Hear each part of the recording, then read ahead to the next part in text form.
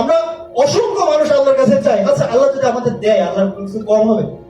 একটা সমুদ্রের মধ্যে থেকে যদি 1 চামচ পানি নেন কম পড়বে? আল্লাহর কাছে কি নাই? আপনি কি হইতে চান? Business cadre? আপনি বড় ব্যবসায়ী হইতে চান? 2-20 কোটি টাকার মালিক হইতে চান? এর থেকে বড় স্বপ্ন বলে আমরা একটু দেখি। আল্লাহর কাছে চাই, চাই না? সবাই চাই, বলে যে আমরা আমার এইটা লাগবে সেটা লাগবে, কিন্তু আল্লাহ আমাকে দেয় না। আল্লাহর কাছে অনেক অভিযোগ কিন্তু আমাদের, যে আমিও তো চাই, তাহলে আল্লাহ আমাকে কেন দেয় না? সবাইকে বড় লোক বানাইছে, আমাকে গরিব করে রাখছে, আল্লাহর সাথে কি আমাদের শত্রুতা ছিল? এরকম কিছু না। বিখ্যাত একজন ডক্টর, তো তার একটা কনফারেন্স আছে, কয়েক হাজার মানুষ তার স্পিচ শোনার জন্য ওই প্রোগ্রামটা আয়োজন করেছে। তো সে তার পার্সোনাল গাড়িতে করে যাচ্ছে, যাইতে যাইতে অনেক বড় একটা জ্যামে পড়ছে।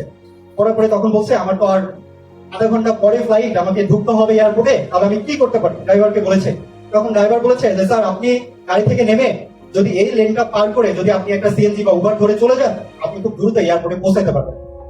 তো সে সিএনজিতে করে এয়ারপোর্টের দিকে রওনা দিয়েছে এবং এয়ারপোর্টে ঢোকার সাথে সাথে তখন বলেছে যে স্যার আপনি অনেক ভাগ্যবান, আর 10 সেকেন্ড লেট করলে আপনাকে আমরা ভিতরে করাইতে পারতাম। তখন ওই লোকটা শুকরিয়া আদায় করেছে যে যাক আমি অনেক ভাগ্যবান যে আমি কি করতে পারছি।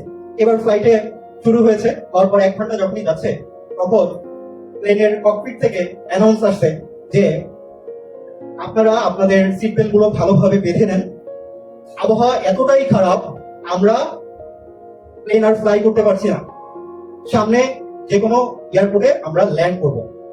তো সে হতাশ যে আমার এত বড় একটা কনফারেন্স আমি মিস করতেছি। তো এয়ারপোর্টে ল্যান্ড করার পরে সে তখন দাঁড়ায় আছে হতাশা নিয়ে। তখনই ওই একই প্লেনে আরেকজন ব্যক্তি ছিল, সে এসে তার কাছে বলছে স্যার আমি তো আপনাকে চিনি, আপনি যে কনফারেন্সে স্পিচ দিতে যাচ্ছিলেন সেই কনফারেন্সে আপনার কথা শোনার জন্য আমি যাচ্ছিলাম। তো আপনি কি করেন, এখান থেকে একটা সিএনজি নেন, নিয়ে আপনি বাই রোডে চলে যান, আপনার 2 থেকে 3 ঘন্টার মধ্যে আপনি পৌঁছিয়ে যেতে পারবেন। তো তখন সে এয়ারপোর্ট থেকে বেরিয়ে একটা সিএনজি নিয়ে সিএনজি আমাকে বলেছে তুমি কত টাকা নিবা, আমাকে 3 ঘন্টার মধ্যে এই জায়গায় পৌঁছিয়ে দিতে হবে। এই বলে সে রওনা দিয়েছে। যাওয়ার পরে যাচ্ছে, যাইতে যাইতে দেখতেছে যে 2টা রাস্তা।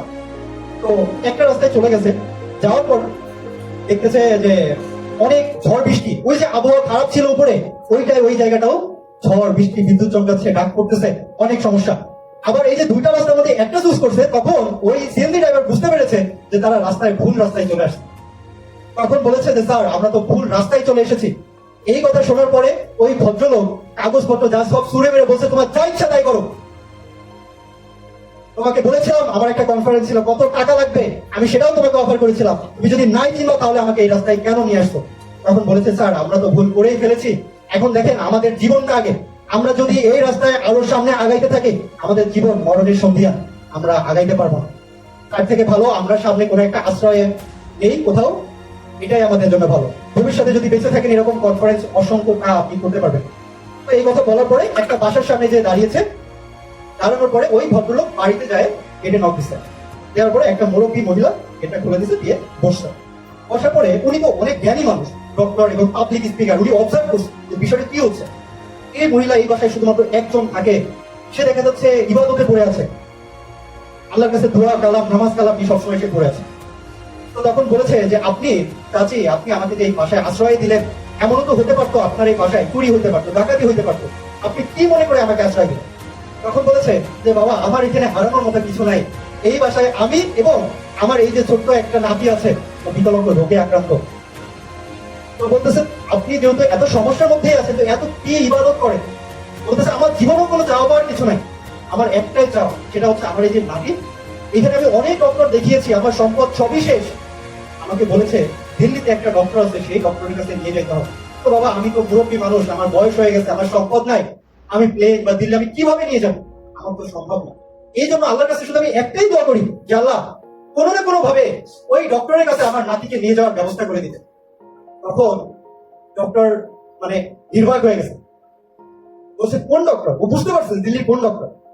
তখন বলেছে ডক্টর আব্দুর রহমান, এই ডক্টরের কাছে আমি আমার নাতিকে নিয়ে যেতে চাই। তখন ডক্টর সাহেব নিজের পকেট থেকে একটা কার্ড বের করে দেখিয়েছে যে আমি ডক্টর আব্দুর রহমান। তখন সে অঝরে কেঁদে দিয়েছে, তার ইবাদতের এত পাওয়ার ছিল, চাওয়ার নির্দিষ্ট ছিল বলে এত কিছুর মাধ্যমে সেই ডক্টর তার কাছে কিন্তু হাজির করেছে।